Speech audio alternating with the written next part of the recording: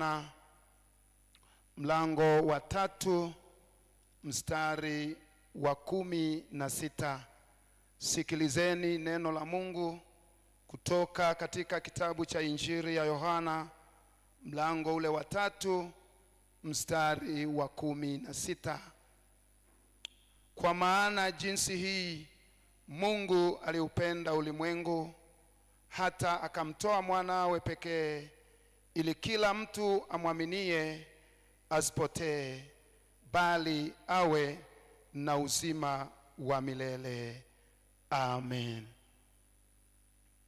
Basi tukiwa tumesimama tulivyo, naomba tushirikiane na Wakristo wote kukili imani yetu ya mitume, imani inayotuunganisha sisi na Wakristo wote ulimwenguni, imani ya mitume.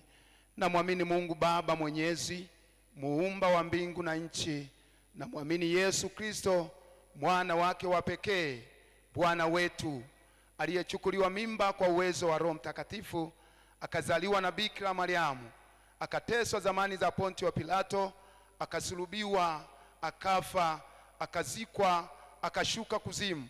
Siku ya tatu akafufuka kutoka kwa wafu, akapaa mbinguni, ameketi mkono wa kuume wa Mungu Baba Mwenyezi. Kutoka huko atakuja kuwahukumu walio hai na wafu. Na muamini Roho Mtakatifu, kanisa takatifu la Kikristo lililo moja tu, ushirika wa watakatifu, ondoleo la dhambi, kufufuliwa kwa mwili na uzima wa milele. Amen. Kanisa, kaeni. Bwana Yesu asifiwe sana. Bwana Yesu asifiwe tena. Basi kumbushe, tutakuwa na sadaka moja tu mwishoni baada ya mahubiri au baada ya neno, lakini muda huu nitoe nafasi kwa yoyote ambaye yuko tayari kumshukuru Mungu. Pengine umejiandaa kumtolea Mungu shukrani, ikiwa ni shukrani ya pekee, pengine shukrani ya fungu la 10 nadhiri, na hata shukrani ya siri. Basi nikukaribishe mbele ya madhabahu uweze kupita. Wakati huo praise ni wakaribishe, muwalete mbele kama kuna Mkristo ambaye amejiandaa kumshukuru Mungu. Karibuni praise.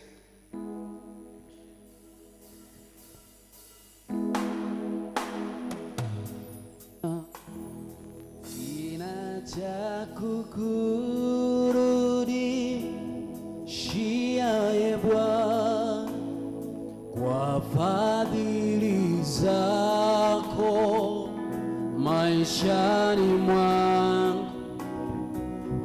Umefanya yaliyo makubwa, wewe ni mwema,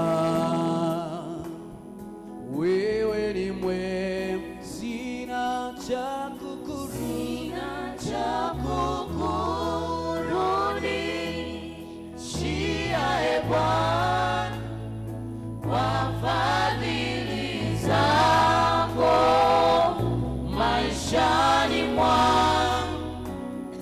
Umefanya yaliyo makubwa, wewe ni mwema, wewe ni mwema. Basi tuombe.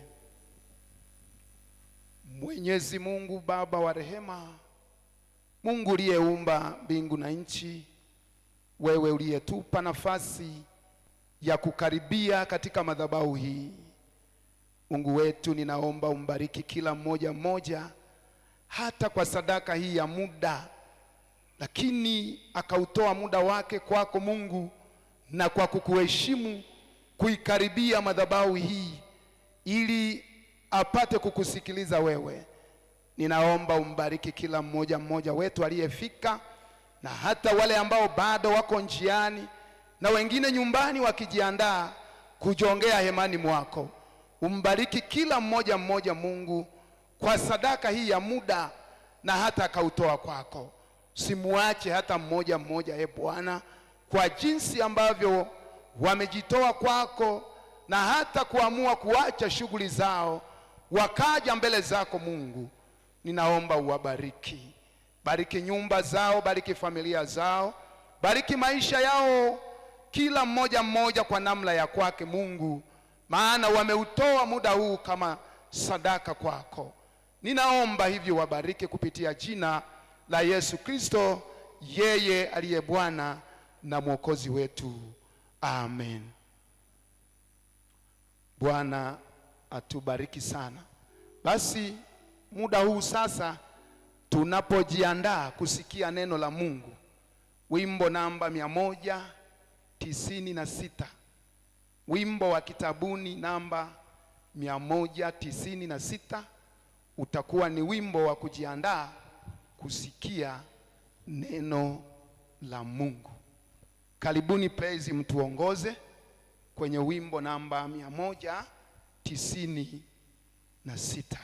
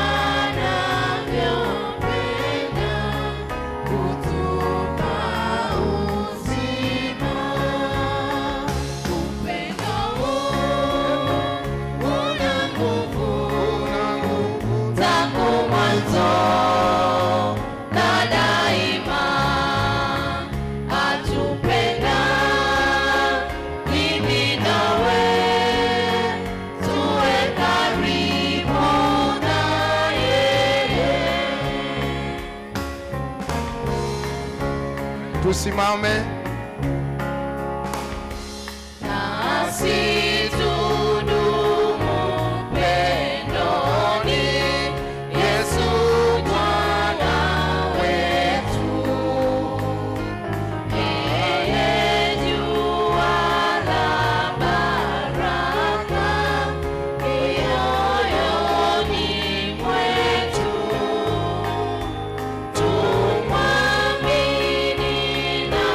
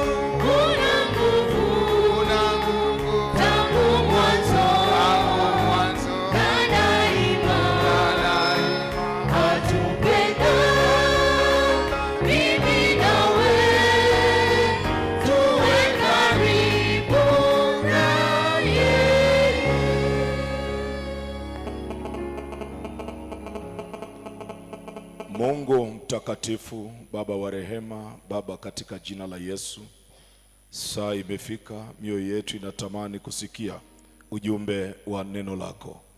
Tunajiweka chini ya mamlaka yako, nikiuliza uwepo wako pamoja nasi. Tunajitenga mbali na kila mamlaka zinazohamisha fahamu za watoto wako wasilisikie neno. Na watenga watu hawa na kila roko za uajenti, roko za waganga, wachawi, roko za kuzimu, roho za kifreemasoni, hazina mamlaka juu ya watu hawa. Ninavunja kila ufalme wa giza na waachilia watoto wako mikononi mwako. Sema na mioyo yetu sasa, uliye Baba, Mwana na Roho Mtakatifu. Amen. Amen. Sinitasoma neno kutoka Injili ya Yohana sura ile ya 12. Injili ya Yohana, na naona wengi wanatamani kukaa. Tukiwa kwenye ibada hizi Waluteri huwa tunasimama. Kwa niombe tusimame tu kama wengine walivyosimama. Injili ya Yohana mtakatifu sura ya 12 mstari ule wa 20 mpaka wa 24. Neno linasema, palikuwa na Wayahudi kadha wa kadha miongoni mwa watu waliokwea kwenda kuabudu kwenye sikukuu. Basi hao walimwendea Filipo wa Betsaida ya Galilaya, wakamwomba wakisema, Bwana, sisi tunataka kumwona Yesu. Filipo akaenda akamwambia Andrea, kisha Andrea na Filipo wakamwambia Yesu, naye Yesu akajibu akasema, saa imefika, atukuzwe mwana wa Adamu. Mstari wa 24. Amin, amin nawaambia, chembe ya ngano isipoanguka katika nchi ikafa, ukali hiyo hiyo peke yake, bali ikifa hutoa mazao mengi. Amen.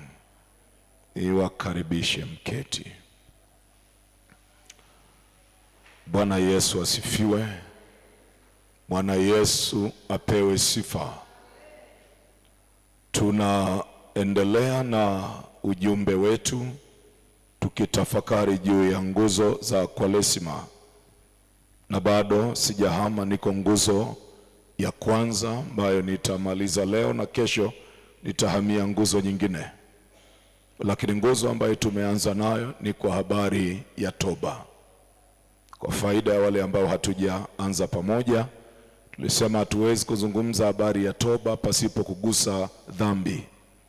Na tukasema kazi ya dhambi ni kutuondoa kwenye malengo, kutuondoa kwenye mstari unaotuongoza katika makusudi ya Mungu. Na tunapozungumza habari ya toba, tukasema ikiwa dhambi inatuondoa kwenye malengo, kazi ya toba ni kuturudisha. Na hivyo tumesema toba ina maneno matatu: moja, kutambua; jambo la pili, kugeuka na kuacha; na jambo la tatu ni kurejea. Kwanza kujua kwamba iko dhambi, na jambo la pili ni kuacha ile dhambi na kugeuka, kuigeukia njia uliyopaswa kuiendea. Lakini si kugeuka peke yake, lakini neno la tatu ni kurudi na kuanza kutembea katika njia inayopasa. Na tumetafakari hatua ya kwanza ya toba, ambayo nilisema nanyi hatua ya kwanza ya toba ni kujua tatizo. Na nikazungumza nanyi hatua ya pili ya toba kwamba ni kujuta. Na niliposema habari ya kujua tatizo, nilisema kujua tatizo kunaanza na Mungu. Kujua tatizo kunaanza na Mungu, ni Mungu anayetufunulia. Niwasomea kitabu kile cha Danieli sura ya 9 mstari wa 1 mpaka wa 3. Danieli anaposema, mimi Danieli kwa kuvisoma vitabu nalijua hesabu ambayo Mungu alisema kwa habari ya kutimiza ukiwa wa Yerusalemu kwamba ni miaka 70. Lakini jana nikitafakari nanyi kwa habari ya kitabu cha Waamuzi, Israeli walipotenda dhambi na wakamwacha Mungu, wakateseka miaka 7, walipolia mbele za Bwana, sema Mungu akamtuma nabii. Nabii alienda kuwaambia tatizo lao. Kwa hiyo kujua dhambi ni kunaanza na Mungu anayetupa neema ya kufahamu. Tunaweza kujua kwa kuambiwa na watu, naweza kujua kwa mahubiri, naweza kuambiwa kusoma vitabu, naweza kuota ndoto, naweza kuona maono, lakini zote ni namna Mungu anazoweza kumsemesha mwanadamu ili ajue jambo kwamba kuna shida gani. Na eneo la pili nikawaambia ni kwa habari ya kujuta. Nikasema kwamba ni jambo zuri unapotambua tatizo usiamini ya kwamba umeelewa, kwa sababu Mungu ana namna nyingi. Kisoma kwenye Mhubiri sura ile ya 3 ukianzia mstari wa 10, nasema nimeona taabu ambayo Mungu amewapa wanadamu ili kutaabika ndani mwake. Kila kitu amekifanya kizuri kwa wakati wake. Nimeiona taabu ambayo Mungu amewapa wanadamu kutaabika. Mhubiri sura ya 3 mstari wa 10. Nimeiona taabu ambayo Mungu amewapa wanadamu ili kutaabika ndani mwake. Kila kitu amekifanya kizuri kwa wakati wake. Sasa anahesabu taabu, anaendelea pale mbele, anasema jinsi mwanadamu asivyoweza kuvumbua siri au mambo yafanyayo Mungu. Kwa maana yake nini? Mungu anaweza akatumia ya kwake na mazingira ya kwake ili kukamilisha kusudi lake juu ya maisha ya mwanadamu. Kwa hiyo kuna mambo mengine unaweza kufikiri umeelewa, lakini Mungu anapotupa neema, kwa sababu pia anapotufunulia ni ili yeye atutendee. Anachotafuta ni ridhaa yako tu. Bwana Yesu asifiwe. Bwana Yesu apewe sifa. Anachokitaka Mungu ni ridhaa ya kwako, maana amempa mwanadamu uhuru wa kuchagua. Ndio maana hata Yoshua anawaambia wana wa Israeli, chagueni vile mtakaye mtumikia, lakini mimi na nyumba yangu tutamtumikia Bwana. Lile neno ni kubwa sana. Kwenye Kumbukumbu la Torati 28 Mungu anasema nimeweka mbele yako baraka, nimeweka mbele yako laana, chagua. Kwa hiyo amempa mwanadamu uhuru. Kwa hiyo hata Mungu akiona, lakini bado anatamani kusikia kinywa cha mwanadamu katika uhuru. Enda Zaburi ya 102 kisoma mstari wa 19 na 20, anasema maana Bwana ametazama toka patakatifu pake pa juu, toka mbinguni Bwana ameiangalia nchi, ili asikie kuugua kwake na kuwafungua hata wao walioandaliwa kufa. Kwamba wamefungwa na adui anajua, kwamba kuna mateka anajua kila kitu, na moyo wake ni kutaka kumsaidia mwanadamu. Lakini anasema ametazama toka patakatifu pake pa juu, ameiangalia nchi ili asikie kuugua kwake na kuwafungua walioandaliwa kufa. Kwa hiyo eneo la pili nikasema ni kujuta, na kujuta ni kujipa muda kutafakari hiki ulichokisikia, hiki ulichokiona ni kwa sababu gani, na kwa nini ni wewe, na kwa nini kiko kwako. Na mara nyingi wanasema kwenye hilo eneo najipa muda na kumtafuta Mungu sana pia ili akufafanulie. Mara nyingi hata kwangu watu wamekuja na niza, mchungaji, nimeota 1 2 3. Kama sina tafsiri nitakwambia ya kwamba hebu tujipe muda wa kuomba ili Mungu atupe tafsiri iliyo sahihi, maana sina sababu ya kujilazimisha hata kama sijapewa tafsiri. Kama sina, naweza nikakwambia atachukua sadaka pale nayo madhabahuni. Muulize Mungu aliyekusemesha ni kwa nini. Bwana Yesu asifiwe. Bwana Yesu apewe sifa. Na eneo la tatu tumezungumza sana jana, ndio ulikuwa ujumbe wa jana, habari ya kutubu. Nikasema kutubu ni kutamka, na maneno yetu tunayotubu ikiwa ni kutamka kwa neno la kinywa, maana yake ni kuumba. Kile unachotamka mbele za Bwana ndicho unamtaka Mungu afanye. Sasa kuna wengine kwa sababu ya kutokujua, Mungu alipowapa kuona, moja kwa moja wakaenda kwenye kutafuta namna ya kutengeneza.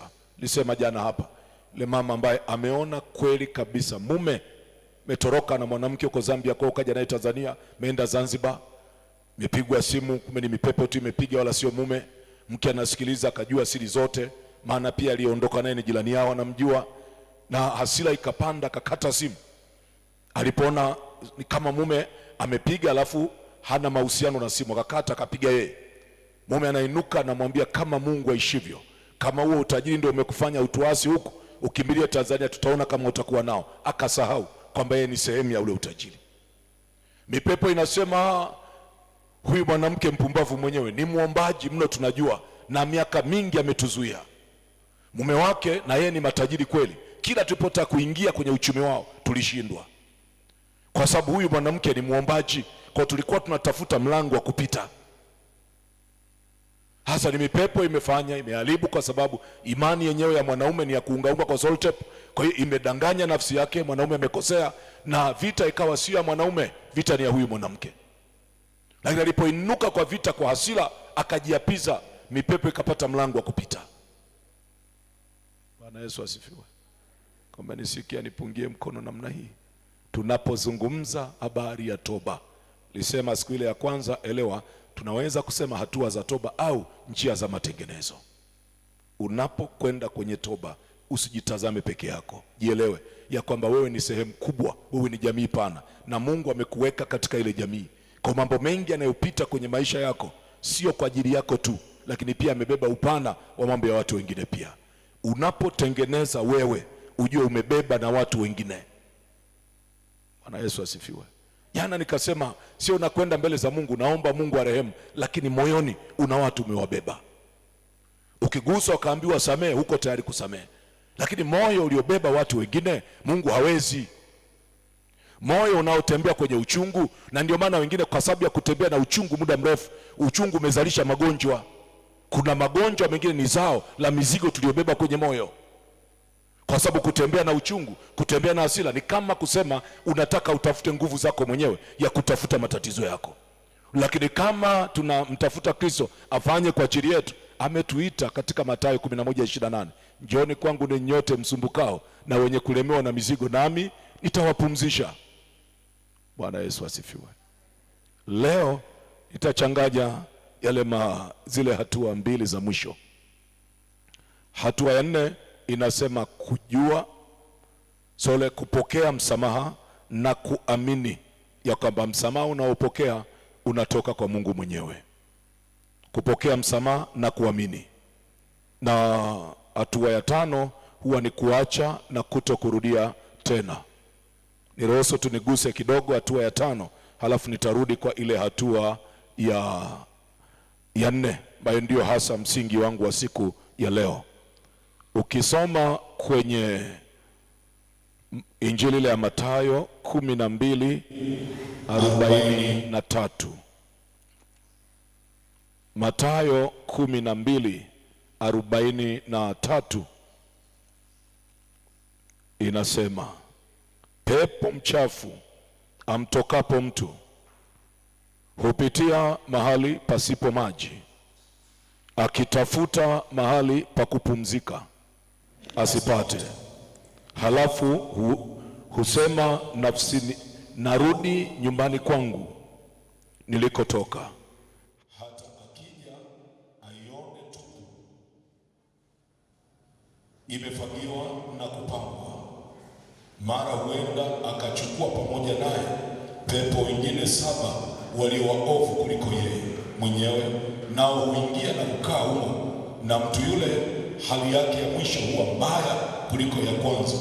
Ndivyo itakavyokuwa kwa kizazi hiki kilicho kibaya. Bwana Yesu asifiwe. Bwana Yesu apewe sifa.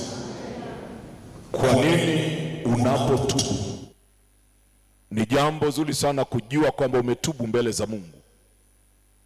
Kwa nini unapotubu unapaswa kuwa mwangalifu? Kwa sababu maisha yako ni vita. Unapotubu ni unajikabidhi mikononi mwa Mungu. Na ndio maana na wakati mapepo yanatimka yanakimbia, lakini Yesu anaposema katika Injili ya Mathayo sura ile ya 12:43, anasema pepo mchafu anapomtoka mtu huwa anakwenda, kitumia maneno machache, na akienda akikosa mahali pa kukaa huwa anarudi kuiangalia nyumba yake. Nyumba yake ni yule ambaye alikuwa kwake kwanza, na akiitazama akakuta haina, yani ni safi, haina kitu. Kabla hajaingia huwa anakwenda kuita wengine 7 waovu, kwa sababu alipokuwa peke yake alipigwa akatoka. Mara hii anakwenda kuwatafuta wengine 7 waovu kuliko yeye, na wanaporudi wakaingia ndani ya mtu huyu, wanasema hali ya pili ya mtu huyu huwa ni mbaya kuliko ya kwanza. Maana ya kwanza ni ya pepo mmoja, mara hii ni pepo 7 na yeye 8, halafu wale 7 ni waovu kuliko yeye. Bwana Yesu asifiwe. Ndio maana Yesu mara zote alikuwa akiponya anasema, mwanangu umesamehewa dhambi, usitende dhambi tena. Na mahali anasema yasije akakuta makubwa kuliko ya kwanza. Kwa hiyo hatua ya mwisho ya toba, unapotubu mbele za Mungu, ni jambo zuri kuishi utakatifu. Kuna mwingine anaishi machoni pa watu tu kwa sababu, mara kadhaa sijajua, lakini ndio utaratibu wa kanisa. Na watu wengine anakuambia, mchungaji, nataka kutengeneza. Kwa nini? Nataka kufunga ndoa. Unafunga lini? Tafunga ndoa mwezi wa 6, mwezi wa 7. Okay, hali yako, naishi na mwenzangu ndio, lakini nimeamua kutengeneza kwanza alafu nitafunga ndoa. Kilicho kusababisha uje kutubu ni kitu gani? Nimekuja mchungaji kwa sababu nilikuwa naishi bila ndoa. Mwanandoa mwenzako yuko wapi? Uliokuwa unaishi naye yuko nyumbani. Halafu unataka nikuongeze sala ya toba, ndio. Halafu kilicho kuondoa kundini ni nini? Mchungaji, nilizini. Kwa ukitoka hapa ukirudi nyumbani unakwenda kufanya nini? Maana hujafunga ndoa bado. Bwana Yesu asifiwe. Naona watu wananitazama kwa huruma. Jamani, samani, mimi siwajui. Mimi nazungumza ya huko nilikotoka. Nazungumza ya huko niliko nasema mimi nazungumza ya huko niliko toka. Nyinyi wapendwa, tufahamiani. Najaribu tu kusema. Yaani mtu anakuja, mchungaji, nirudishe kundini. Sawa,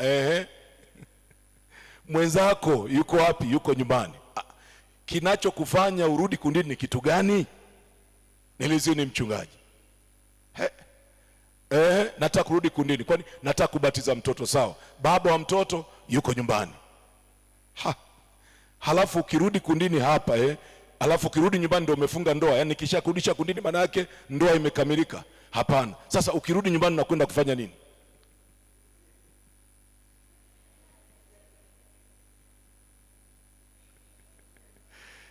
Jamani, mnisamee kama naleta mdaharo mzito.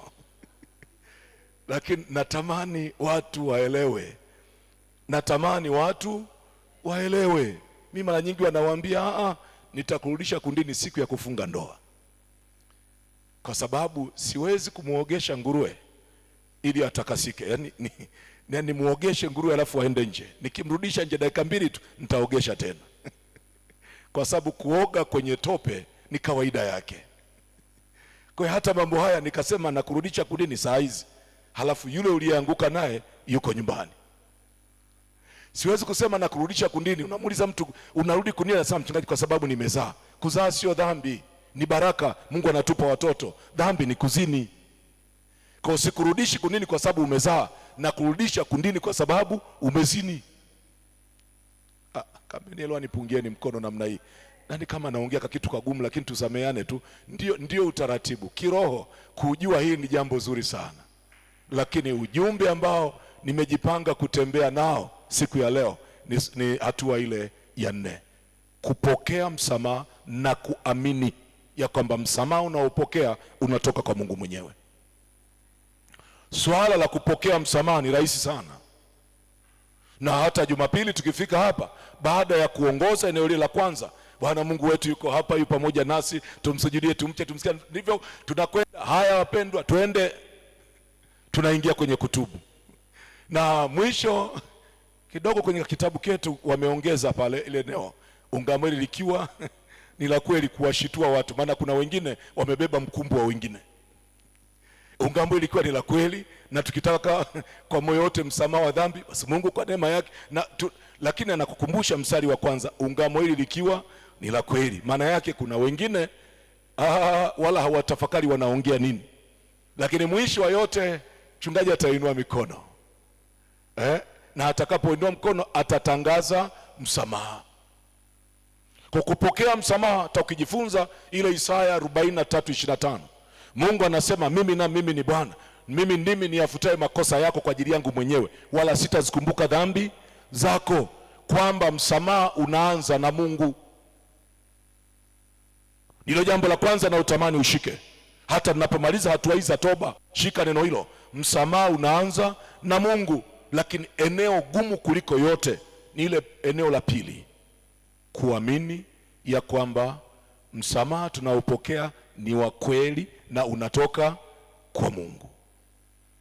Nisikilize. Nimezungumza habari ya njia za matengenezo.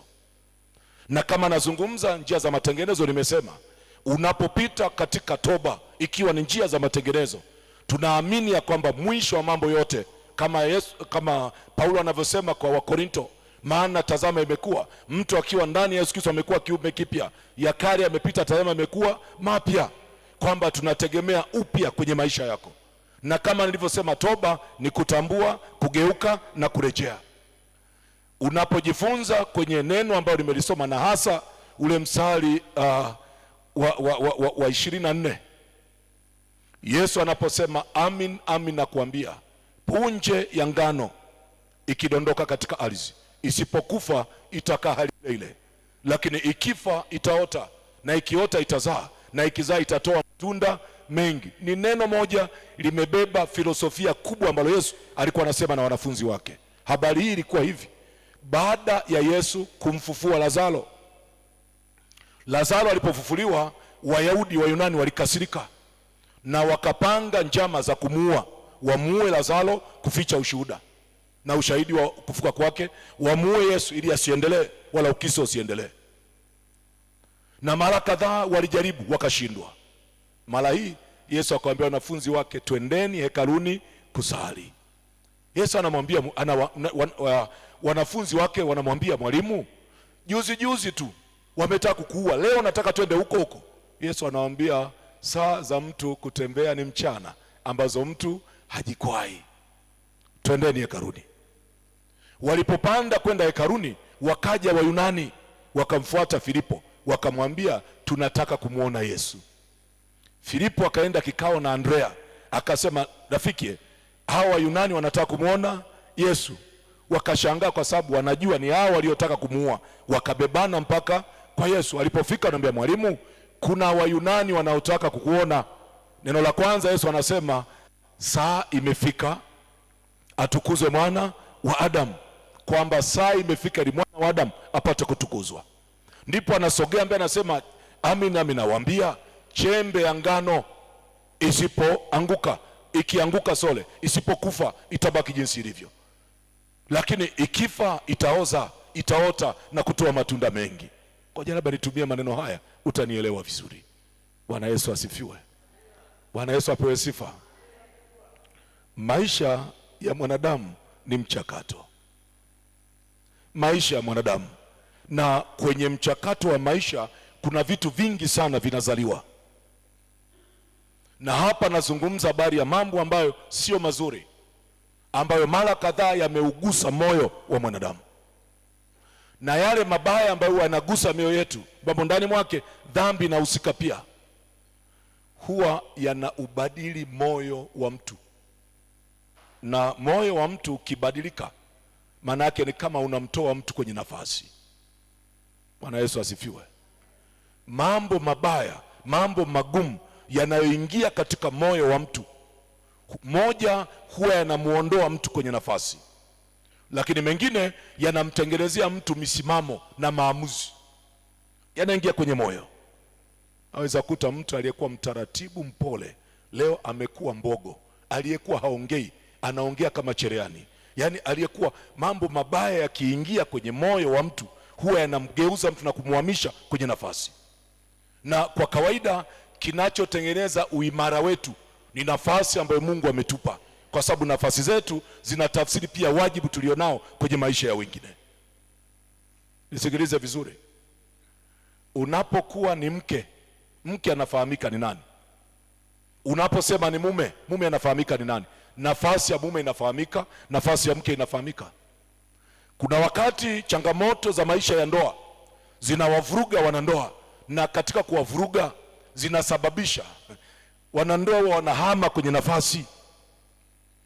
Kinachompa nguvu mama wa familia ni nafasi aliyonayo na wajibu ulio kwenye nafasi aliyonayo. Bwana Yesu asifiwe. Si kama naeleweka amani, si kama naeleweka. Baba anaweza akawa hovyo kweli na akawa mbaya hasa, na matendo yake yakamsababisha mama akapata shida, na mara nyingi ile shida nyuma yake kuna na kanguvu ka shetani pia. Kwa ile shida huwa inamuhamisha mama ya kwamba kwa mume nilionaye na kwa hatua aliyofika ameamua kunifanyia haya, tutaona. Kwa mama alikuwa anajua kucheka, sasa hacheki. Alikuwa anapika chakula, staili yake sasa inabadilika. Kwenye mazungumzo baba akija nyumbani ni kama kituo cha polisi, akiingia yani mama amebadilika. Alafu kwa mama kubadilika, maana yake na baba sasa usitegemee hata kwa hilo uliyemtegemea, kwa sababu kinachomfanya aifurahie familia yake ni ile nafasi ya mke alionayo kwenye familia. Akihama kwenye nafasi, maana yake na ule wajibu na hama. Wajibu ukihama, maana yake kwenye familia ni vurugu. Hata kama huyu mwanaume ndiye aliyesababisha, hata huyu mwanamke akama, lakini akishahama tu, familia haiwezi kuwa na amani. Bwana Yesu asifiwe. Si kama naeleweka? Yaani kusemeshe kwa mfano huu. Nimewahi wakati fulani nikiwa chuoni nasoma kule Arusha Makumila. Kumbuka ni kwa mwaka wangu wa 3, na usharika mmoja walipenda sana kunialika, nilikuwa nakwenda kwa ajili ya huduma. Nikaenda, ilikuwa ni wakati wa Pasaka kama huu. Wale wa Meru kule huwa wana sadaka ya hai naita, na huwa wanaitoa wakati wa Pasaka kama huu. Wakaniomba nikafundishe, na nilikuwa na mafundisho ya siku 4, Jumapili 4 mfululizo, na ya 4 ndio ile ya Pasaka ambayo ndio wanatoa. Kwa nikafundisha Jumapili ya kwanza, nikafundisha Jumapili ya pili, Jumapili ya 3 ambayo ndio ya mwisho kuelekea ya 4 kutoa sadaka, nikafundisha neno kutoka Mathayo sura ile ya 5 mstari wa 23, inayosema unapoleta sadaka ukagundua una neno na nduguyo, nenda kapatane kwanza, kisha urudi utoe sadaka. Na mimi nikafundisha somo samehe kwa faida yako mwenyewe. Kwa nikalifundisha somo, watu wakanielewa. Nilipotoka ibadani, tumeenda ofisini, kuna mama mmoja akamwomba mchungaji na muomba mhubiri, na wakati ule nilikuwa bado atakola sina, niko mwaka wa 3 wa masomo. Kwa nikarudi, kwa sababu ofisini tulikuwa wengi, kabidi turudi kwenye eneo kama hivi, tukakaa. Yule mama anaongea na ananiambia, mchungaji, naomba unisikilize kwa makini. Nikaambia karibu. Akaniambia, mimi nina tatizo, mume wangu ni mlevi, hafai. Na niliamua, tulikuwa tunanunua kinanda usharikani, kwa hiyo nikatoa hela na nikawa nimeweka nadhiri yangu ya kutoa 50,000 ili ninapokamilisha kununua kinanda ni sadaka yangu ya kinanda, lakini maombi yangu madhabahuni, Mungu ageuze nafsi ya mume wangu, aache ulevi, lakini pia amgeuze angalau awe mume sawa na wanaume wengine, maana ameharibika. Akasema, kabla sijakamilisha nadhiri yangu nilipata shida ya uvimbe tumboni niliyotakiwa kufanyiwa operation, na hatuna hela. Kwa hiyo anasema alichokifanya, wakalazimika huyu baba na mama kuuza sehemu ya shamba lao. Waliyemuuzia hilo eneo kwenye huo usharika, kuna hospitali moja wanaofahamu kule Meru, kunaitwa Nkwaranga, watanielewa. Kwa kwenye hilo eneo la Nkwaranga kuna hospitali hapo, na ndipo alipomfanyia operation. Daktari aliyefanya operation anamjua mama, anamjua baba. Kwa hiyo akanunua, na huyo ndiye aliyenunua eneo la shamba. Kwenye fedha alipolipwa kiasi cha matibabu, akalipa hospitali, kilichobaki akampa yule mama, maana baba anafahamika alivyo, sio dhambi yake ni asili, ni wahovyo hadharani. Kwa hiyo daktari akampa yule mama ile fedha. Kwa hiyo huyu mama anasema, nilipopokea ile fedha nikaamua badala ya 50,000 nikatoa 100,000. 50,000 ni nadhiri yangu, naondoa 50,000 ni kumshukuru Mungu kwa kupona operation. Anasema, mchungaji, sasa ndo swali lake lilikuwa hapo, nilipokamilisha nadhiri yangu ya 100,000 baba ameharibika mara 2, yani anapiga wala haelewi kama nina mshono. Sasa je, nimekosea sadaka yangu? Najua kuna maswali mengine huwa ni magumu, lakini na mimi alikuwa anaongea na mimi huko moyoni, naambia Mungu, huyu haja nitafuta mimi, amekutafuta wewe, naomba unipe hekima ya namna ya kumjibu. Kwa mama nanisimulia na mimi naomba, kwa sababu sina majibu. Na mwisho nikasikia kitu huku ndani.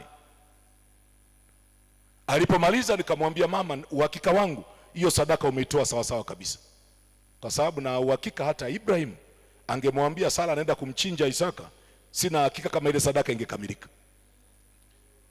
Kwa hiyo nikamwambia, uhakika wangu hiyo sadaka yako iko kamili kabisa, maana ungemwambia huyu cha pombe wako kwamba leo nakwenda kukutolea sadaka uache pombe, angekutandika na ungefukuzwa nyumbani, na angekunyang'anya sadaka, angeenda kunyoa pombe. Nikamwambia ulichofanya ni sahihi, ila ninachokisikia huku ndani na kuona ni kama mchakato wa maisha mliopita wewe umeharibika kuliko mmeo. Si kama mnanisikia? Nasema si kama umenisikia ninachosema. Nikamwambia mama, na kuona unavyonisimulia, yani akiongea kitaja jina la mume anavyouma meno. Nikamwambia na kuona ni kama wewe umeharibika kuliko mumeo. Pamoja na kwamba amekuumiza, amekutendea mambo ya hovyo, amekuzalilisha, amefanya mengi mabaya, lakini tatizo amekuhamisha kwenye nafasi. Hasa leo hata Mungu akasema anatuma kwa Roho Mtakatifu wake, mume wako anabadilika, utamuharibu tena kwa sababu wewe ndio umeharibika. Hakuna malaika atakayekuja kumtegemeza mumeo atengenezeke, lakini ni lazima uwe wewe utakayemrudisha mumeo kwenye nafasi. Bwana Yesu asifiwe. Hebu nipungie mkono namna kama umenielewa. Tunapozungumza toba lazima unielewe neno la toba. Hii mifano nakuambia uelewe maana ya toba. Huwezi kufanya matengenezo ya nje kama picha ya kile unachotengeneza haiko ndani yako. Kwa sababu kama kuna jambo kwa vyovyote dhambi huwa inamharibu mtu ndani. Ili mazingira ya nje yawe salama, ni lazima yatajengwa na mazingira yako ya ndani. Wa kwanza kutengenezeka ni wewe. Ndio maana Yesu anasema kitu gani? Anasema punje ya ngano ikianguka chini, halafu isipokufa ikataka kutunza hali yake ya kawaida, itabaki jinsi ilivyo. Lakini ili punje ya ngano iweze kuzaa jambo jipya, izae mbegu mpya, ni lazima ife. Ni lazima ibadilishe hali yake ya kawaida. Na ikibadili hali yake ya kawaida, ndipo inaweza kimfumo sasa itazaa, yani kitaota kitu kipya kutoka kitu kilichokufa cha zamani. Lakini ikiamua kwa vile vile haiwezi kufanya mabadiliko. Kila ukienda utakuta punje ile ya ngano, iweke kabatini mahali penye joto pazuri. Kila ukirudi ni ile ile, kwa lugha nyepesi. Kama hakuna mabadiliko ndani yako, hakuna kitu kinachoweza kuzaliwa kwenye maisha yako. Kwa sababu dhambi huwa inaambatana na uharibifu wa maisha yetu. Na kama maisha yameharibika, matengenezo lazima yatutengeneze sisi kwanza, ili sisi tukawabadili watu wengine. Haijalishi kiwango gani hii dhambi imeharibu nafsi yako, hii dhambi imesababisha. Wakati mwingine wangapi wamesababisha. Sasa ninapozungumza dhambi ina upana. Umetendwa mabaya na wengine, wamekupitisha nyakati ngumu. Neno la leo likusaidie. Yesu anasema ukiona wale Wayunani, wale Wayahudi wanasema tunataka kuongea na mwalimu, kuna jambo limekufa kwanza ndani ya mioyo yao. Kile walichokuwa wanataka kuniua nacho kile, kuna kitu kimeingia ndani ya mioyo yao. Huu ni wakati wa kutukuzwa mwana wa Adamu. Sasa ili nitukuzwe, elewa kuna kitu kimekufa, kwamba kuna Wayunani waliotaka kuniua, leo wanafuata utaratibu, wanapita njia kuu, wanapita geti kubwa, kwamba tunataka kumuona mwalimu. Elewa kuna kitu kimetengenezeka ndani yao, na ndio maana wanataka kuniona, na nitatukuzwa ndani yao watakapokutana nami. Nazungumza kitu gani? Hili neno ni filosofia ya juu ambayo Yesu anasema na wanafunzi wake. Unapotaka lizaliwe jambo jipya, ni lazima utu wako wa ndani utengenezeke, kwamba kuna kitu kilikuwa kimekufa, ni lazima kuwe na mabadiliko. Yule mama tuliongea, akanitazama, akataka kuondoka kabla ya kuagana. Hata sijaomba naye, akainuka analia machozi. Nikamwambia, mama, naomba ukae nimshukuru Mungu. Tukamshukuru Mungu, akaondoka. Nakumbuka ni kwa mwaka wa 3 wa mazoezi yangu. Niliporudi mwaka wa 4 nilienda usharikani.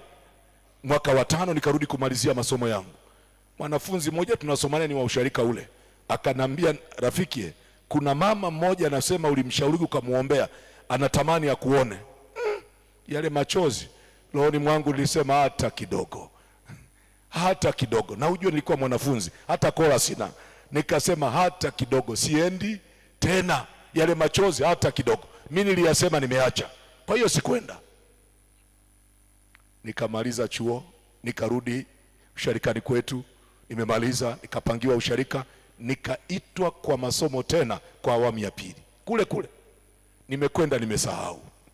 Mchungaji wa ule usharika kanialika Kiporoza karibu, nikaenda piga injili yangu, tumeelewana na watu kwenye ibada, piga injili, nimemaliza, fanya maombezi, nimetoka nje, tuko kwenye mnada, tu akanigusa bega huku pembeni, nageuka na naambia, mchungaji unanikumbuka?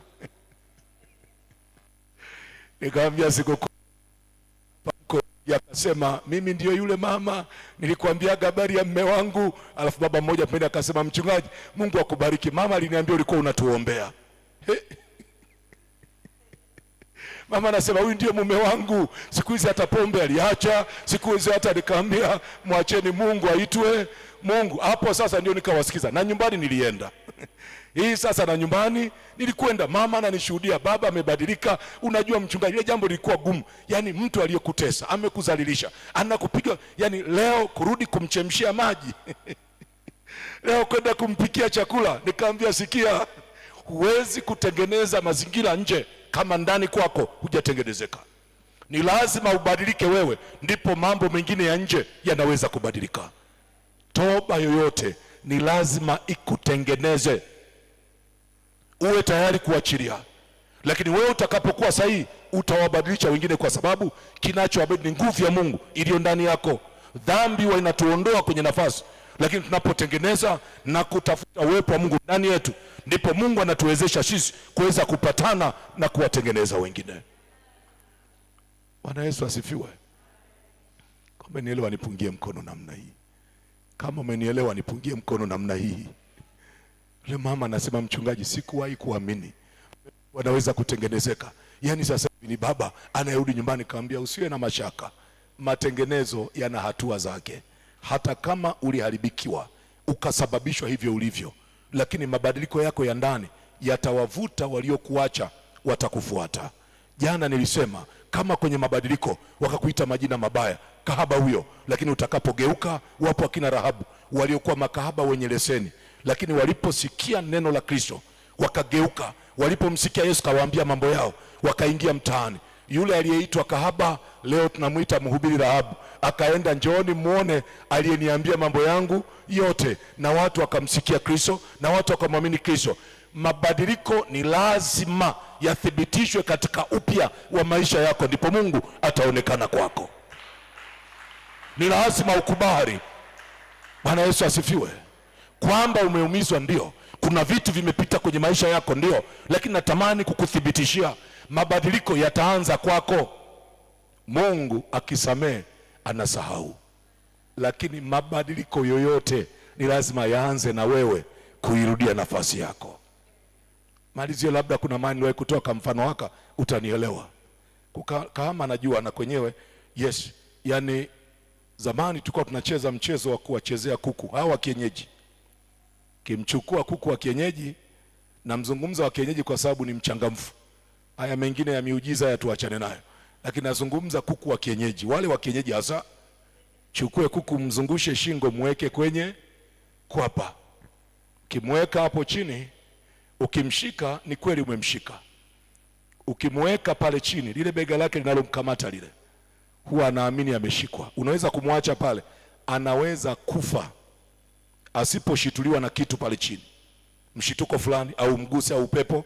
Asiposhituliwa pale chini, anaweza kufa pale akiamini ameshikwa. Kumbe kilichomshika sio mtu, ni bega lake mwenyewe. Sasa dhambi ndio huwa ina hiyo tabia. Mungu unapotubu, akisamehe anasahau. Kuna wengi tunatembea kwenye mateso sio kwa sababu Mungu hajasamehe. Tunatembea kwenye mateso kwa sababu ya akili zetu. Yani tunaamini ya kwamba Mungu ametuhukumu, tunaamini ya kwamba ni watenda dhambi. Hata Mungu anaposamehe hatuko tayari kujiachilia, tumejishikilia katika tabia zetu za kibinadamu. Lakini napozungumza habari ya toba, huwezi kuiona nguvu ya toba kama hujarudi katika nafasi na kusimama katika nafasi yako tena. Nguvu ya toba ni lazima usimame katika nafasi yako, ukubali kutumika tena. Na mwingine anakuambia, maisha niliyoishi hivi watu wananionaje? Yani nitakuwa mimi kweli watu wananionaje? Sio watu wanakuonaje. Mungu aliyesamehe ndiye atakayekuinua kwa upya tena. Nasema Mungu aliyesamehe, Mungu aliyemsamehe Musa ndiye aliyemrudisha Musa kwa ndugu wale wale, akawatoa Misri na kuwapeleka Kanani. Wala hakumpeleka pengine, katika nafasi ile ile. Lakini mabadiliko yalianza na Musa alipoelewa, ndipo nguvu ya Mungu ikaja ndani mwake, akawarudia wana wa Israeli na kuwapeleka Kanani. Ni pale pale alipoua, ndipo pale pale alipokwenda kuwachukua taifa la Mungu kuwapeleka Kanani. Kwenye nyumba ya Farao ile ile iliyokuwa na summons ya Musa, ndio ile ile Musa alikwenda na kusema, waachie watu wangu niwapeleke Kanani. Nasema nini? Mabadiliko ya wayo yataanza na wewe. Ni lazima kuna kitu kibadilike ndani mwako ili Mungu afanye kazi. Amenielewa? Nipungie mkono namna hii. Kwenye eneo hili la hatua ya 4 ya toba, ndio nilotamani sana uelewe ya kwamba mabadiliko yoyote kwenye maisha yetu hayaanzi nje. Mabadiliko ni lazima yaanze ndani yako. Bwana Yesu asifiwe. Bwana Yesu apewe sifa. Niliwaambia wale nilioanza nao siku ya kwanza, nikarudia kale kwa mfano kwa faida ya wengine. Nilipoanza na ninyi siku ile ya kwanza, niliwapa kwa mfano kwangu wakati naongea habari ya toba. Na ni kwa mfano ambako natamani kana nguvu yake, na kwangu kana ushuhuda mkubwa. Tamalizia hapo tunapoingia kwenye maombi. Kaendelee kuwasaidia wale ambao hatukuanza pamoja. Niliwaambia niliwahi kupata ajali moja mbaya, sio ya gari, ni ajali ya kuferi. Na niliwaambia kidato cha 6 ilikuwa. Unategemea kufanikiwa, unategemea nimefanya mtihani wangu vizuri, moko division 1 ya pointi ya kwa kidato cha 6, mtihani wangu wa mwisho, na nilisema maana nilipokuwa nakaa hapakuwa rafiki. Lakini mtihani wa mwisho wa taifa paka namaliza, nimetoka, moyo wangu ulikuwa na amani kwa sababu nilikuwa na uhakika nimefaulu. Matokeo yanakuja 0. Sio 2, sio 3, sio 4, ni division 0. Wa kwanza aliyepata mateso yale matokeo ni mimi binafsi. Nikajichukia, nikawaogopa wazazi. Walisema hakuna kilichosaidia kwenye masikio yangu. Huu ni ushuhuda wangu binafsi. Nikaogopa kuwaona wanafunzi wenzangu niliosoma nao, sikutamani. Nikaogopa kumuona mtu yoyote. Muda mwingi nilikuwa nashinda nani, kwa sababu nilikuwa naona aibu. Nikajiona sina akili, na nikawa najiuliza wenzangu wananionaje. Na kila wakati najaribu kutafakari huko waliko wanafikirije juu yangu, huko waliko. Kwa hiyo hata nilishindwa kuwaza kitu chochote kwenye maisha yangu. Mwaka mzima niko pale, yani nimejifungia, nimekonda, sifai. Ninawaza ni lini nitakufa kirahisi, ili adha hii ya aibu initoke. Nilikaa kwa mwaka mzima, lakini wakati usiokuwa na majibu, baada ya watu kushauri, hakuna kilichoingia kwenye masikio. Nakumbuka nililala siku ya kwanza usiku, nikawa na ota, naona kama kuna sauti naniambia, pamoja na kwamba umefeli, lakini maisha ni lazima yaendelee. Yani pamoja na kwamba umefeli, maisha ni lazima yaendelee. Siku ya kwanza nimeamka nalia, anayenisemesha sielewi. Siku ya pili nimeamka nalia. Siku ya tatu ndipo akili yangu inaanza kufikiri, baada ya mwaka mzima, ya kwamba nimefeli ndio, lakini mbona form 4 nilipata vizuri, mbona moko nilipata division 1 na sikuwahi kuwa na shida. Lakini kwa nini mtihani wa form 6 ile national inamaanisha sina akili? Nikasema hata mimi na akili bwana. Kubwa wangu ndio ananiuliza, sasa bwana mdogo tukusaidieje? Yeye alitegemea nitamwambia sio anipe mtaji wa biashara. Mimi ndani ya kikao cha nafsi yangu nishaamua mimi mwenyewe na sio mtu mwingine. Nikamwambia niko tayari kurudi darasani. Akaniambia huwezi, wewe ni mtu mzima sasa, umekaa muda mrefu. Maana yake nikirudi form 5 darasani nitakao soma nao ni wale nilioacha kidato cha 3. Akaniambia ushakuwa mtu mzima, sio kapoteza darasani. Nikamwambia kama unataka nikujibu nitafanya nini, nimeamua, niko tayari kurudi darasani. Akaniambia tafuta shule, mimi nitalipa. Alijua nitashindwa. Nikamletea joining instruction ya shule. Nilipomletea akaniambia tulia, nikutafutia ada utakwenda. Na nilitafuta shule iko mahali ambako sitegemei kama kuna mtu ananijua. Nilitafuta shule mahali ambako sitegemei kuna mtu ananijua. Kwa hiyo nikaenda siku ya kwanza na ripoti kuwa shule ndio ilikuwa kituko, kwa sababu nimeingia, najua nishamaliza 6, nishakaa mtaani mwaka na sasa ndio nataka kurudi form 5. Kwa nilipoenda, mkuu wa shule aliamini, maana hilo eneo kutoka mahali basi linapoishia kuna kama kilomita 3 hivi, na wakati ule hakuna bajaji, hakuna bodaboda, hakuna chochote. Nimetua na godoro, nimetua na begi, nimetua na ndoo na kila kitu na majembe, nimeyafunga na ninayo mwilini. Nimetokeza kwenye geti la shule, sina mzazi, sina aliyenisindikiza, mimi mwenyewe mwanafunzi, mimi mwenyewe mzazi. Kwa shule kanibeba, kanipeleka mpaka ofisini, ananiambia mwanafunzi yuko wapi? Yaani alitegemea mzazi kaleta mwanafunzi shule, kumbe ndio mwanafunzi nimekuja mkavu usoni. Nikaambia mimi mwenyewe ndio mwanafunzi mkuu. Form gani? Form 5. Jina lako? Nikataja, ndo anaangalia kule analiona. Sawa. Akaita wanafunzi wa kidato cha pili. Level kumejaa, kaambia peleka huyu bwenini kwenu, halafu mtamkabidhi kwa kaka mkuu. Wale watoto wakafanya kikao, mimi nashangaa tunaenda hawaongozani na mimi. Yaani wameniacha wako hatua zao. Kumbe kikao chao tukamtue kwenye kitanda cha kaka mkuu. Huyu hatuwezi kulala naye bwenini maana faza huyu.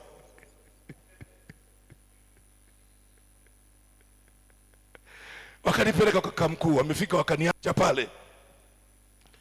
Nimekaa, kaka mkuu amekuja, kwa bahati jirani yake ambaye sasa ni mchungaji mwenzangu, kitanda chake alichelewa kufika. Akanambia kaa hapo, kumbe na yeye anahama shule, tunabadilisha ile nafasi yake, ndio mimi nimepewa.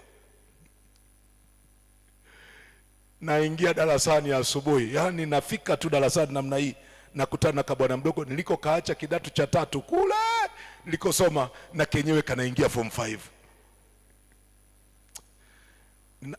Nakupa ushuhuda wa kweli, lakini nataka nikufundishe namna ambavyo unavyotaka kuinuka na kuinuka kwa upya, namna ambavyo adui na yeye huwa anakutafutia mazingira akurudishe nyuma, ugose ujasiri wa kupiga hatua.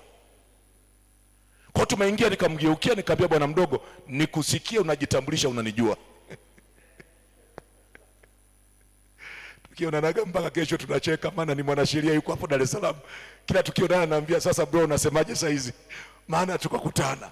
Na ndio akaambia hamna bro, siwezi bro, sio. Maana pia ananijua na utata nilikuwa mtata, sio kama mwepesi sana. Kwa hiyo tukaingia darasani, miaka yangu miwili. Akili unajiuliza, je, itatokea nini tena mara ya mwisho? Lakini nilipofanya mtihani wa kidato cha 6 nikapata division 1 nzuri tu. Division 1 nzuri tu. Nikatoka na division 1 langu nimesahau, nimetoka nimelikamata mkononi. Na baadaye kule shuleni walimu wakananiambia, unafaa kwenda uchungaji. Kaambia subutu yenu. Unafaa kwenda uchungaji, nikaambia subutu yenu. Cha kwanza ni huko nilikotoka. Cha pili, mimi ni mtoto wa mchungaji. Yaani baba ni mchungaji. Najua maisha ya kichungaji. Kwa wakati wenzangu wanaenda uchungaji, mimi nikaomba, nikapata, kaenda chuo kimoja kwa pale Morogoro, wanaita Mzumbe. Kwa nikaenda hapo. Wenzangu wakaenda uchungaji, mimi nikaambia bye bye, nyinyi ndeni. Mimi nikaenda kusoma mambo mengine. Soma mambo mengine, nimemaliza, nikaajiriwa kwenye kazi maeneo mengine, na baadaye ndio sasa narudi kwenda kwenye uchungaji kwa kuchelewa. Lakini leo nikisimama, moja, nina tafsiri ya kutosha. Na kwangu wanasema nilichelewa sio kwa sababu nilikuwa siwezi wala sijui, lakini Mungu alinichelewesha anikutanishe na timu ya watu ambao nitatumika nao. Yale yaliyonikuta sio kwa sababu Mungu alitaka aibu yangu, lakini Mungu anaijua kesho yetu. Na ndio maana kwenye neno lake anasema amekujua mwisho tangu mwanzo, sio leo. Kwa njia tunayoipita, ndio maana wako akina Musa walikosea wakaua, lakini leo ndio waliobeba taifa la Mungu kutoka kwenye utumwa na kuwapeleka katika nchi ya ahadi. Wako ambao ungelifikiri hawakustahili, lakini Mungu akafika mahali, kwa sababu Mungu ana njia zake. Kuna mambo mengi unayoyafikiri yanapita kwenye maisha yako. Kuna vitu vingi unaweza kufikiri kwenye maisha yako, hata mahali fulani ukajiogopa, na kwa kadri tunavyochelewa na kujiogopa ndivyo tunavyojichelewesha. Lakini hatuishi kwa sababu yetu, tunaishi kwa ajili ya Bwana. Ninakwambia ukienda leo, si msaidizi wa askofu nimesoma naye darasa wakati mmoja, si mkuu wa jimbo niko naye darasa moja, si ukienda kina nani, yani nikikaa kwenye hata usharikani huwa nina ujasiri. Watu wanasema huyu anapendelewa sana, huyu sio anapendelewa. Mungu alinipa watu wa kutumika pamoja nao, na wakati fulani nikafikiri nashindwa, nikafikiri sina akili, nikajiogopa, lakini kumbe uoga wangu ni kibinadamu. Lakini leo ninataka nikwambie, nilipokubali kubadilika toka ndani na nikasema narudi tena kwenye nafasi, leo sio yule. Ukiniomba vyeti ninavyo vyote, cha kuferi sina, maana huwa hakuna cheti cha kuferi. Waliokubali kuferi huwa hawana ushuhuda. Utasema nini? Waliokubali, Bwana Yesu asifiwe, waliokubali kushindwa huwa hawana ushuhuda. Lakini kuna mambo mengine yanaachiwa kwenye maisha yetu ili tuwe walimu kwa ajili ya watu wengine. Unapovuka una ujasiri. Ndio maana hata leo nikitoa ushuhuda, sitoi ushuhuda wa walioshindwa. Kwenye kushindwa sikubaki kule, lakini leo niombe vyeti. Nina mavyeti ya sekondari, nina mavyeti ya chuo kikuu. Nimekaa miaka 10 niko chuo kikuu, nasoma narudi, nasoma narudi. Sio walioshindwa, lakini ningekubali ya kwamba nimeferi, sasa hapa ndio mwisho, sio ningekuwa mvuta bangi, sio ningekuwa nilishakufaga tayari. Lakini nilipokubali, nikaiondoa ile aibu yangu ya ndani, nikakubali kusimama, nikarudi darasani, leo ndio mimi naye kushuhudia wewe. Bwana Yesu asifiwe.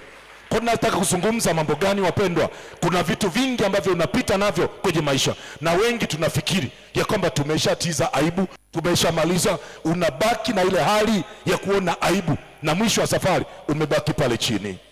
Lakini leo ninatamani mabadiliko ya ndani, elewa, yanaanza kwako. Yakibadilika, ukibadilika wewe, utabadilisha na wengine. Inasema ukibadilika wewe, hata wale waliokuacha unaofikiri kabisa wamekuacha, na wao watakurejea katika jina la Yesu.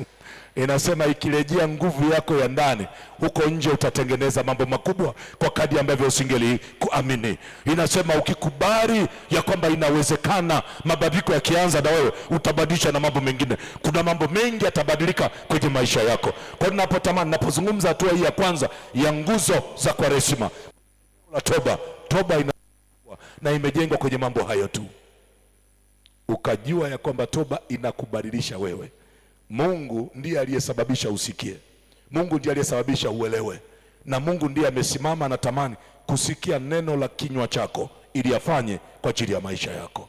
Kuna tamani jioni ya leo Mungu akupe neema ya kuelewa neno hili, na katika neema yake akubadilishe na akufanyie upya katikati ya maisha yako. Simama mbele za Bwana.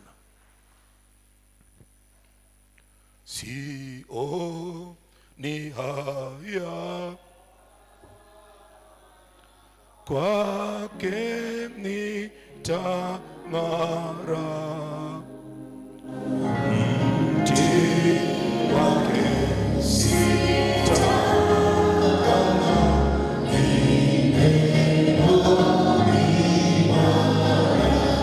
msalaba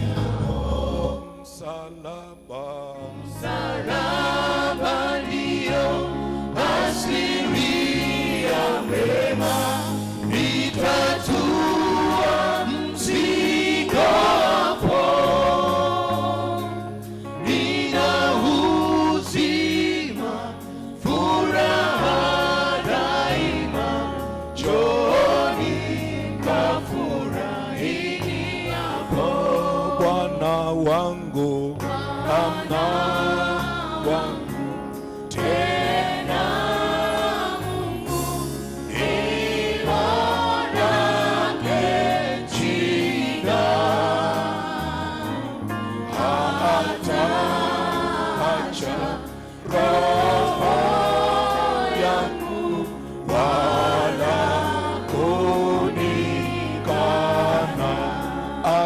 atakiri atakiri langu jina mbele za Babaye, anipe mahali tena mbinguni nikae.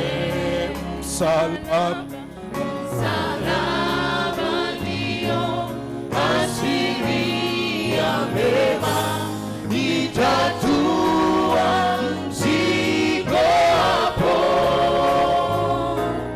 Nina uzima, furaha daima, njooni kafurahi hapo. msalaba Salama ndio asili ya mema, nitatua mzigo hapo. Nina uzima, furaha daima, njooni kafurahi hapo. Ikiwa umesimama hivyo, neno langu kubwa kwa ajili yako ni hili: wako watu wengi wanaosubiri mabadiliko yako ili na wao wabadilike, hata kama ndio waliokujeruhi, hata kama ndio waliokusababisha ukapita kwenye vita unayopita nayo. Lakini neno langu ni hili: wako watu wengi wanaosubiri mabadiliko yako ili na wao wabadilike. Nasema wako watu wengi wanaosubiri mabadiliko yako ili waweze kuongozana pamoja nawe, hata kama imesimama aibu mbele yako, hata kama unajiona mambo mengi unayoyaona ni wewe unavyojiona, lakini sivyo watu wanavyokuona. Na sasa kuna mambo mengi unavyojiona wewe nani, elewa, sio Mungu anavyokuona, ni wewe unavyojiona. Lakini Mungu anasubiri mabadiliko yako ili aruhusu vitu vyake katikati ya maisha yako. Kuna vitu vingi vimeshikiliwa kwa sababu wewe mwenyewe umejishikilia. Kinatamani jioni ya leo napokamilisha eneo hili la kwanza la ujumbe huu wa toba, Mungu akupe neema ya kutoionea aibu nafsi yako mwenyewe, lakini kujua ya kwamba Mungu akisamehe anasahau. Inua mikono yako juu, omba pamoja nami, sema: Mungu wa rehema, ninakushukuru kwa ajili ya wema wako, kwa ajili ya wema wako. Ninasogea mbele zako, ninakushukuru Yesu kwa ajili ya neno ulilosema nami. Wewe ni Mungu naye nijua maisha niliyopitia, mateso niliyopitia. Wewe ni Mungu naye nijua. Asante kwa neno lako ulilosema na nafsi yangu, nami nasogea mbele zako, ninahitaji msaada wako. Mapito niliyopitia siwezi peke yangu. Roho Mtakatifu wako na aingie ndani mwangu, aniwezeshe kuwaachilia walionisamehe, walionijeruhi. Yesu Kristo, ninakuja mbele zako. Roho Mtakatifu wako anisaidie niweze kuwaachilia walioijeruhi nafsi yangu kwa damu yako Yesu, kwa damu yako Yesu. Kila roho ya aibu iliyoufunika moyo wangu iniachilie leo. Kila sauti za adui zinazosema na moyo wangu ziniachilie leo kwa damu yako Yesu, kwa damu yako Yesu, kwa jina lako Yesu. Kila sauti ya adui inayosema na moyo wangu ninaikataa kwa damu ya Yesu, kwa damu ya Yesu. Kila kumbukumbu ya mambo mabaya ninaikataa kwenye moyo wangu. Damu yako Yesu ifanye agano jipya kwenye moyo wangu. Ninakataa mamlaka za adui, ninakataa mamlaka za shetani, ninamkataa shetani na mambo yake yote na kazi zake zote. Ninajikabidhi mikononi mwako Yesu, nikutegemee, nikutumikie hata nitakapokufa, kwa damu yako Yesu, kwa damu yako Yesu. Kila roho iliyoinuliwa kwenye nafsi yangu jioni ya leo, roho ya adui ninaikataa. Ninapindua kila tabia za uharibifu zilizojijenga ndani ya nafsi yangu kwa jina la Yesu, kwa jina la Yesu. Mapepo sikia, iachie nafsi yangu. Mapepo sikia, iachie nafsi yangu. Roho ya aibu iachie nafsi yangu kwa damu ya Yesu, kwa damu ya Yesu, kwa damu ya Yesu, kwa damu ya Yesu, kwa damu ya Yesu. Kila madhabahu iliyokamata nafsi yangu na kunizuilia kuyaona mabadiliko, kwa damu ya Yesu. Madhabahu ya adui, achia nafsi yangu. Roho za kuzimu, achia nafsi yangu kwa damu ya Yesu, kwa damu ya Yesu, kwa damu ya Yesu, kwa damu ya Yesu. Kila kitu kilichoinuka kwenye maisha yangu kilicho kinyume na makusudi ya Mungu ninakikataa. Kila roho za magonjwa mliofunika mwili wangu, jioni ya leo ninakemea mamlaka zenu. Kila magonjwa yaliyozaliwa na uchungu na mapito yangu, jioni ya leo, magonjwa sikia, achia nafsi yangu. Kila magonjwa kwa majina yenu, achia nafsi yangu kwa damu ya Yesu, kwa jina la Yesu, kwa damu ya Yesu, kwa jina la Yesu. Hebu endelea kujiombea mwenyewe mbele za Bwana. Unapoomba na uinua kinywa chako, kataa hayo magonjwa, kataa kila roho inayokutafakarisha ya kukusemesha habari ya njia uliyoipita, kwa damu ya Yesu na kwa jina la Yesu Kristo. Mungu Mwenyezi, Baba wa rehema, ninalinua kusanyiko la watoto wako. Asante kwa ajili ya neno ulilotuma kwa ajili yao. Ni hawa waliopita nyakati ngumu, wako wanapita katika maumivu, wengine kwenye ndoa zao, wengine kwenye familia, wengine kwa ajili ya watoto, wengine watu waliowasaidia lakini wamewageuka. Inawainua hawa juu ya madhabahu yako leo na waachilia katika nguvu ya madhabahu yako. Wengine ni kwenye mahusiano, yameacha majeraha kwenye mioyo yao. Yesu Kristo Bwana Mungu aliye hai, inakuja mbele zako, maana ndiye uliyesema wote walio katika wewe wamekuwa kiumbe kipya, ya kale yamepita, yamekuwa mapya. Inawasogeza hao madhabahuni pako kwa damu yako rehema. Inalisogeza kanisa madhabahuni pako kwa damu yako rehema. Inawaondoa hao kwenye kila roho ya vita, ndio nguvu za giza, roho za kuzimu, kila sauti ya kuzimu, achia nafsi zao kwa damu ya Yesu, kwa damu ya Yesu, kwa damu ya Yesu, kwa damu ya Yesu, kwa damu ya Yesu, kwa damu ya Yesu, kwa damu ya Yesu, ndio kwa damu ya Yesu, kwa damu ya Yesu.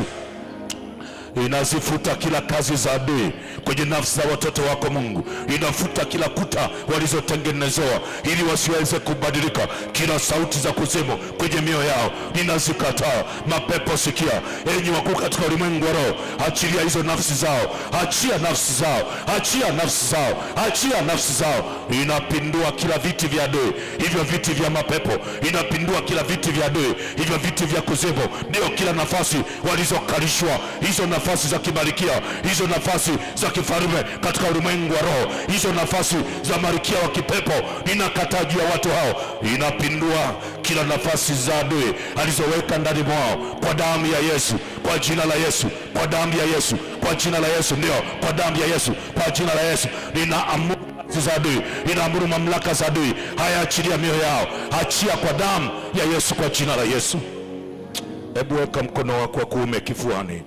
Natamani kuomba kwa ajili yako. Weka tu mkono wako wa kuume kifuani. Hebu omba pamoja nami. Sema, roho ya uchungu uachie moyo wangu. Roho ya uchungu achia moyo wangu kwa damu ya Yesu, kwa damu ya Yesu, kwa damu ya Yesu. Mlango wa uchungu, mlango wa uchungu, achia nafsi yangu. Mlango wa uchungu, achia nafsi yangu. Kila magonjwa yaliyoinuka kwenye mwili wangu kwa sababu ya uchungu, mbele za Bwana, hayo magonjwa na yaniachilie, hayo magonjwa na yaniachilie. Roho za magonjwa, toka, achia kwa damu ya Yesu, toka, achia kwa damu ya Yesu. Roho za magonjwa, toka, achia kwa damu ya Yesu. Kila ugonjwa kwa jina lako ninakuamuru, achia mwili wangu, achia mwili wangu, achia mwili wangu, achia mwili wangu kwa damu ya Yesu. Hebu endelea kuinua kinywa chako, iombe huo mwili wako, iombe hiyo nafsi yako, ndio iinue mbele za Bwana kwa mamlaka ya jina la Yesu na kwa mamlaka ya damu ya Yesu. Mungu Mwenyezi, Baba wa rehema, ninainua mikono juu ya kanisa lako. Ni hao wapitao nyakati za kuindwa na adui, ziko nafsi zimetekwa nyara, nyingine na magonjwa, nyingine na maamuzi. Ndio nami nasogea mbele zako, napoinua mikono hii, ninaamuru roho za adui, achia nafsi zao, toka, achia kwa damu ya Yesu. Kila aina ya ugonjwa kwa majina yenu, achilia mioyo ya watu hao, achilia nafsi zao, achia mioyo ya watu hao, achilia nafsi zao, achia mioyo ya watu hao, achilia nafsi zao. Magonjwa kwa majina yenu, haya achilia. Hizo kansa na ziachilie, ndio kwa damu ya Yesu, kwa damu ya Yesu. Hayo magonjwa ya sukari, achilia kwa damu ya Yesu. Kila mauvimbe kwenye mwili, haya ya kwa mamlaka ya damu ya Yesu. Kila aina ya ugonjwa, mapepo mliokamata mili yao, haya kwa damu ya Yesu, achilia mili yao, toka, achia, toka, achia, toka, achia, toka, achia kwa jina la Yesu, kwa damu ya Yesu, kwa jina la Yesu, kwa damu ya Yesu, ndio kwa jina la Yesu, kwa damu ya Yesu. Tunazipindua kila madhabahu za adui, tunazipindua kila madhabahu za kuzimu, tunapindua kila madhabahu za adui, tunapindua kila madhabahu za kuzimu, kila loko zizo nafsi zao, hizo roko za kutokusamehe, hizo roko za kutokuachilia. Baba, Roho Mtakatifu wako na pita ya watoto wako, hiyo operation na ikapite, waachilie watoto wako katika amani, kitoka patakatifu pako, wabariki watoto wako, ndio achilia nguvu ya neema yako na ipite kati yao. Fungua kila palipofungwa Jehova, achilia amani katikati ya mili ya watoto wako, tembea pamoja nao toka patakatifu pako, baraka zako na zitembee pamoja nao katika jina la Yesu na kwa damu ya Yesu.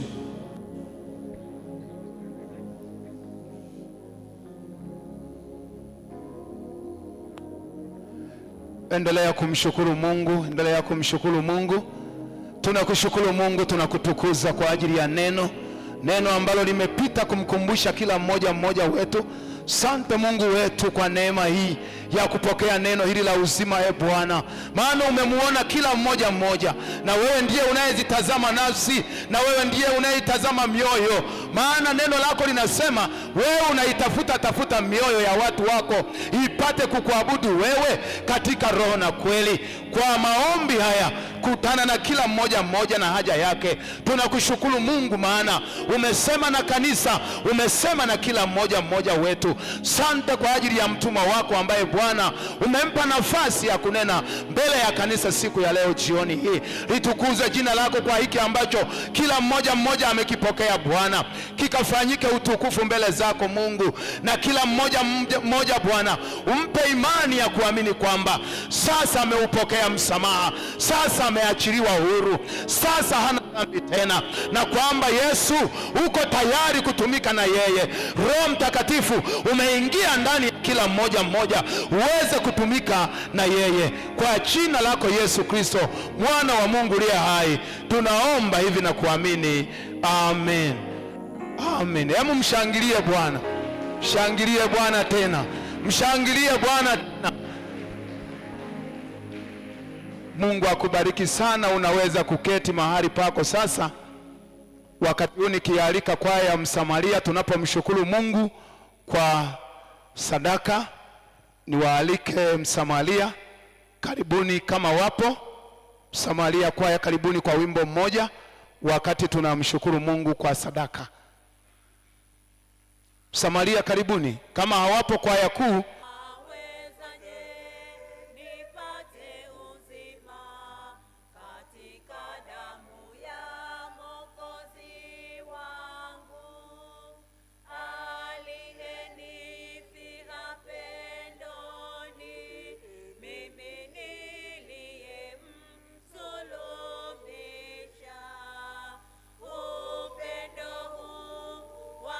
Shangaza kabisa wewe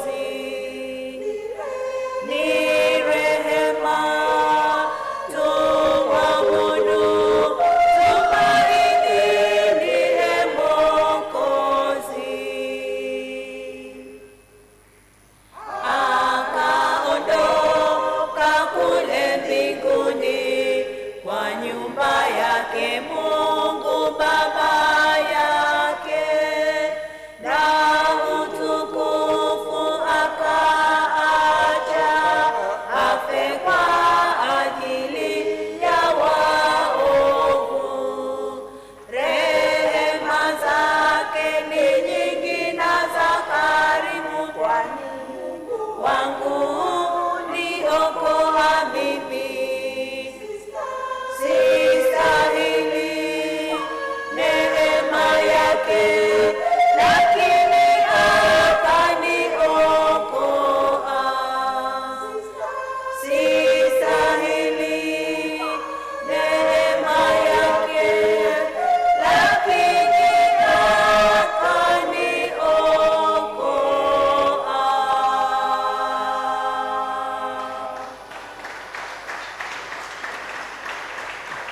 Asante sana kwaya kuu. Salamu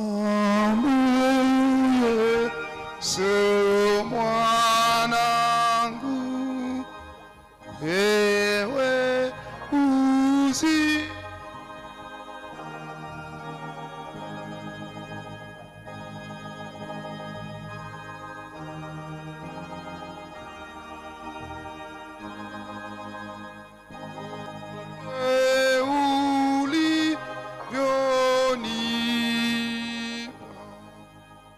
ni moyo na mwili wangu, hata na mawazo yangu, ndiyo heshima yangu.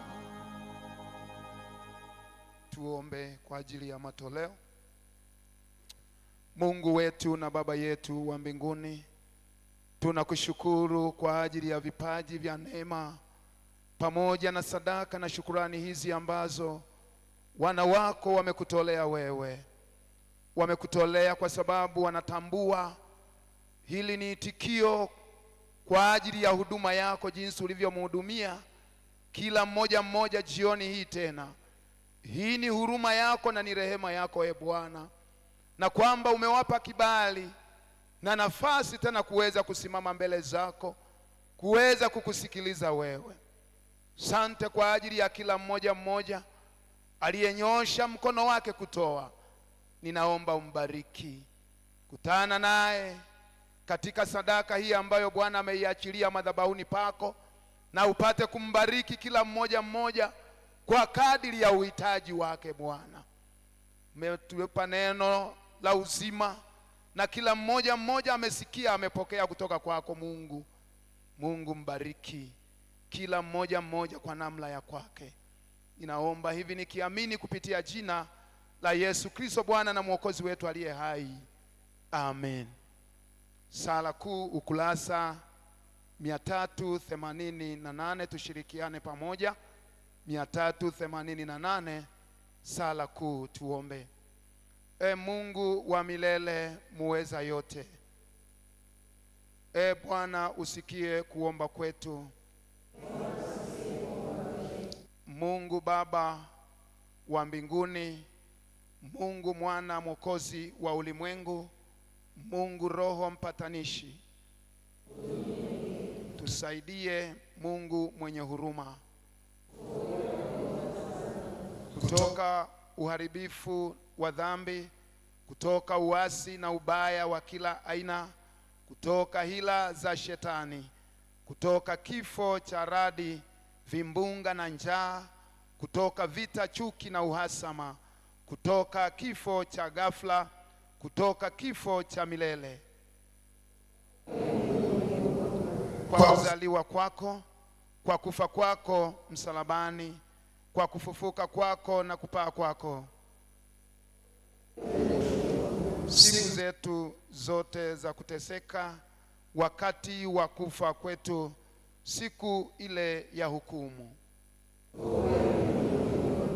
Mungu Mwenyezi, tunakuomba usikie na kutukubalia maombi yetu.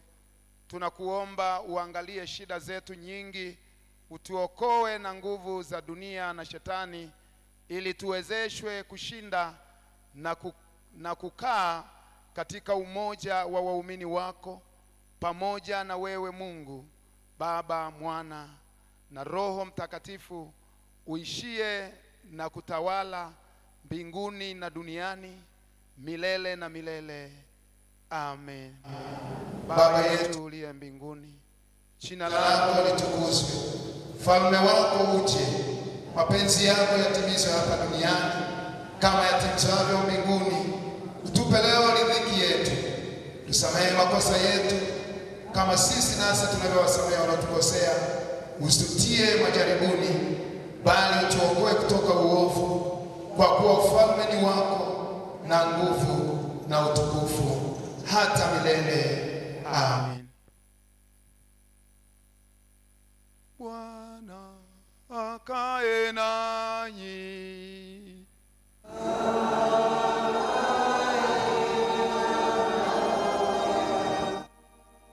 Tumhimidi Bwana.